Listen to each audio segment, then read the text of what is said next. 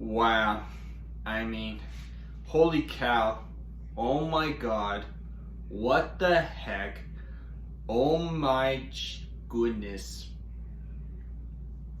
Just when Major League Baseball just kicked off their spring training, as pitchers and catchers have reported to their facility today, it seems that there's been shocking news after shocking news after shocking news, and the San Diego Padres, I think you could pretty much make them as the one of the winners of this year's offseason with the Blue Jays, with the New York Mets.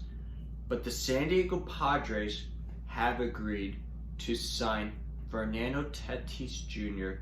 to a 14-year deal worth $340 million. It includes a no team trade clause,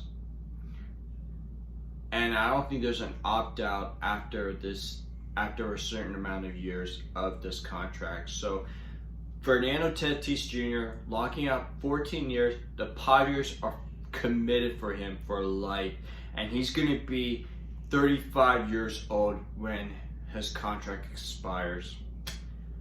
I mean, Padres, man, I don't know where you get all that money and where have you came from over the past few years, but this is a team that is really well structured. I mean, they built their team through the draft and they got one of the top farm system in all of baseball. They signed very, very key international amateur free agents, Fernando Tatis Jr. being one of them.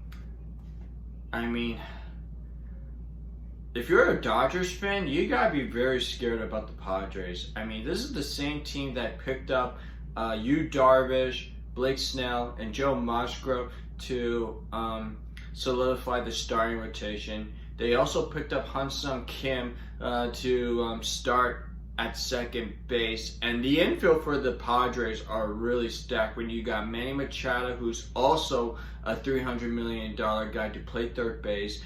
Eric Hosmer, who's still a very serviceable first baseman. Han-Sung Kim is going to be playing second base. And now they locked up Fernando Tatis Jr. I mean, this infield is set for life right now. And with Fernando Tatis Jr., I mean, this kid is only 22 years old. He's been in the league for 2 full years. He was a consideration for MVP honors. He's a guy that could hit more than 30 home runs. He could hit for a high batting average above 300 throughout his career. He can steal bases, and he's much improved defensively at shortstop. And you kind of make me wonder how his contract will set the market value for the next year's free agent class, because as you guys may know, next year's free agent class among shortstop is really stacked. I mean, you got Francisco Lindor, who the Mets are hoping to get a long-term extension done with Lindor before the season kicked off. You got Corey Seager of the Dodgers, who's looking to get a contract extension. How would this affect the Houston Astros trying to get Carlos Correa signed? How would this affect the Chicago Cubs be able to sign Javier Baez? I mean, next year's free agent class for shortstop is really stacked. And if I'm, especially Francisco Lindor, if I'm one of those free agent shortstop, I gotta be asking what Fernando Tatis Jr. just signed. I mean, they're gonna ask for 14 years at $340 million easily. They're gonna set that market price at that number, at those numbers. Especially with Lindor, because part of the reason why the New York Mets have acquired Francisco Lindor from the Cleveland Indians, and the reason why they're willing to part way with already their major league roster talent with Amet Rosario, they believe that they could get a contract extension done with Lindor. And if you're Francisco Lindor, and he admitted during his press conference he's not looking to sign a long-term extension during the regular season. It has to be either before the 2021 season kicks in, or they have to wait until after the 2021 season when he becomes a free agent. And I gotta tell you, if Lindor does end up testing the free agent market after this season, there's going to be a hefty competition for Francisco Lindor. The Yankees, the Dodgers, the Blue Jays, the Angels, I will guarantee the competition for Lindor is going to be skyrocket high if the Mets can't get a long-term deal done with Lindor. So I think with Fernando Tatis Jr. signed to this many years and this many dollars, I mean, it just set the market price for next year's free agent class among shortstop. So I was shocked that it happened this quickly, but I did expect the Padres to get some sort of long-term deal done with Fernando Tatis Jr.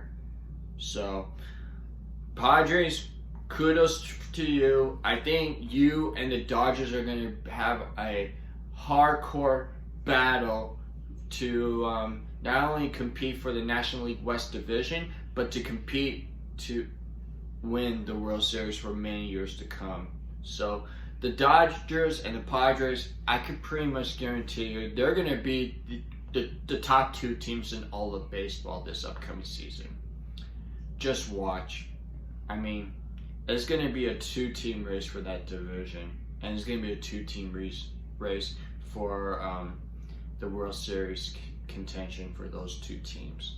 So, Padres, congratulations on getting your young stud shortstop locked up for the next 14 years. And I can't wait to see how Fernando Tatis continues to grow and develop and mature as a baseball player. So, that's going to be it.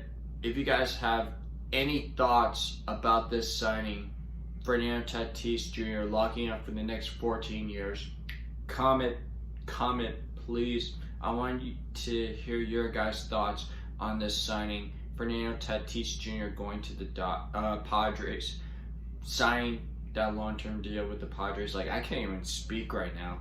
Comments down below, and don't forget to subscribe to my channel. I'm going to be talking more about baseball, and I'm also going to be talking about the Blue Jays starting out this season and dying into begin their 2021 season.